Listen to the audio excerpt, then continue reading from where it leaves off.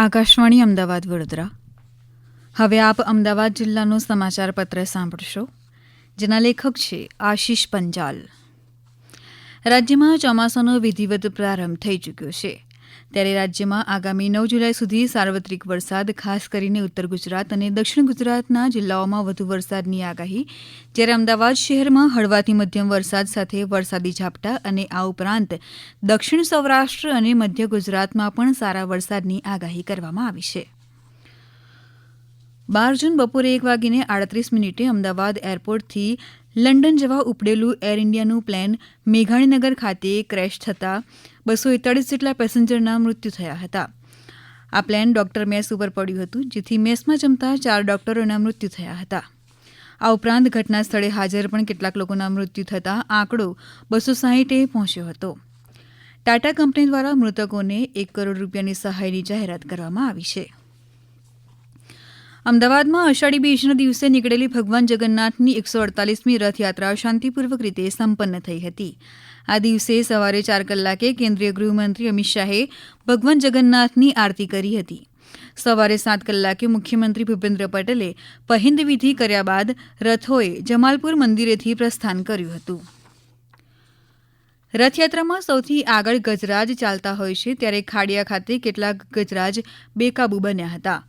3 ગજરાજોને રથયાત્રામાંથી નિવૃત્ત કરવામાં આવ્યા હતા. સરસપુર મોસાળમાં લાખો ભાવિક ભક્તોએ ભોજન ગ્રહણ કર્યું હતું.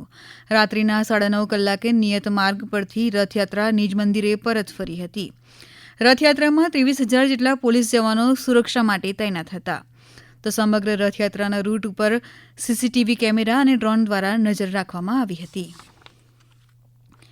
અમદાવાદ મ્યુનિસિપલ કોર્પોરેશન દ્વારા ચોથા સ્ટેજના કેન્સરના દર્દીઓને સારવાર આપવા માટે પેલિએટિવ કેર સેન્ટર બનાવવામાં આવશે. શહેરના ગોતા વિસ્તારમાં પેલિએટિવ કેર સેન્ટર બનાવવા શ્યામ ઓન્કોલોજી ફાઉન્ડેશન ચેરિટેબલ ટ્રસ્ટને 2000 ચોરસ મીટર જગ્યા ફાળવશે. અમદાવાદ મ્યુનિસિપલ કોર્પોરેશન દ્વારા ચાલુ વર્ષ 2025-26ના અંદાજપત્ર બજેટમાં પેલિએટિવ કેર સેન્ટર બનાવવા માટે જોગવાઈ કરવામાં આવી હતી. 5 જૂનના રોજ વિશ્વ પર્યાવરણ દિવસની ઉજવણી કરવામાં આવી હતી. અમદાવાદના જગતપુર વિસ્તારમાં મુખ્યમંત્રી ભૂપેન્દ્ર પટેલ દ્વારા મ્યુનિસિપલ કોર્પોરેશનના પ્લોટમાં વિશ્વ પર્યાવરણ દિવસને લઈ સિંદૂર વૃક્ષનું વૃક્ષારોપણ કરવામાં આવ્યું હતું. જેની સાથે ચોમાસામાં દર વર્ષે મ્યુનિસિપલ કોર્પોરેશન દ્વારા વૃક્ષો વાવવામાં આવતા હોય છે, ત્યારે 40 લાખ વૃક્ષો વાવવાનો પણ શુભારંભ કરાવ્યો હતો. સિંદૂરવનથી મુખ્યમંત્રી દ્વારા આ મિશનની શરૂઆત કરાવી હતી. સિંદૂરવનમાં 551 જેટલા સિંદૂર વૃક્ષોનું વૃક્ષારોપણ કરવામાં આવશે. અમદાવાદના મધ્યમાંથી વહેતી સાબરમતી નદીની લોકભાગીદારીથી હાથ ધરવામાં આવેલા સ્વચ્છતા અભિયાન અંતર્ગત 20 દિવસમાં 945 મેટ્રિક ટન જેટલો કચરો નદીમાંથી દૂર કરવામાં આવ્યો છે. 90,000 લોકો દ્વારા સાબરમતી નદીની સફાઈ કરવામાં આવી છે, જેમાં 166 metric ton plastic, 86 metric ton કાપડ, 90 મેટ્રિક ટન જેટલું લાકડું અને 608 મેટ્રિક ટન જેટલો અન્ય કચરો મળીને કુલ 945 મેટ્રિક ટનથી વધારે કચરાનો નિકાલ કરવામાં આવ્યો છે. અમદાવાદમાં એસજી હાઈવે સહિત 7 જગ્યાએ ફૂટ ઓવરબ્રિજ બનાવવામાં આવશે. શહેરના મુખ્ય અને સૌથી વધુ ટ્રાફિકથી ધમધમતા રોડ પર રાહદારીઓને રસ્તો ઓળંગતી વખતે અકસ્માતનો ભોગ ન બનવું પડે, તેના માટે મ્યુનિસિપલ કોર્પોરેશન દ્વારા ફૂટ ઓવરબ્રિજ બનાવવામાં આવશે. જો તમે પક્ષીઓ જોવાના શોખીન હોય તો દર શનિ રવિ સાબરમતી રિવરફ્રન્ટ ખાતે પહોંચી જજો. સાબરમતી રિવરફ્રન્ટ પર આવતા પક્ષીઓને લોકોને જોવા માટે ડેવલપમેન્ટ કોર્પોરેશન લિમિટેડ દ્વારા બર્ડ વોચિંગ કરાવવાનું આયોજન કર્યું છે.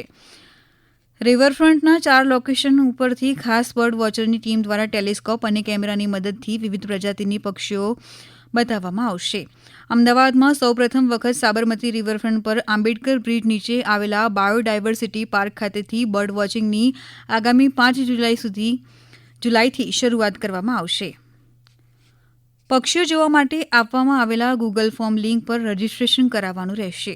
પક્ષીઓને જોવા માટે સવારે 6 થી 8 અને સાંજે 5 થી 7 વાગ્યાનો સમય રહેશે. આકાશમાં ઉડતા પક્ષીઓ, તેમના અવાજ અને તેમની અનોખી મનમોહક અદાઓ કેમેરામાં લોકો કેદ કરી શકશે. અમદાવાદમાં 191 પ્રજાતિના દર વર્ષે 2 લાખ જેટલા પક્ષીઓ આવતા હોય છે. હમણાં જ આપ અમદાવાદ જિલ્લાનો સમાચાર પત્ર સાંભળી રહ્યા હતા, જેના લેખક હતા આશિષ પંચાલ.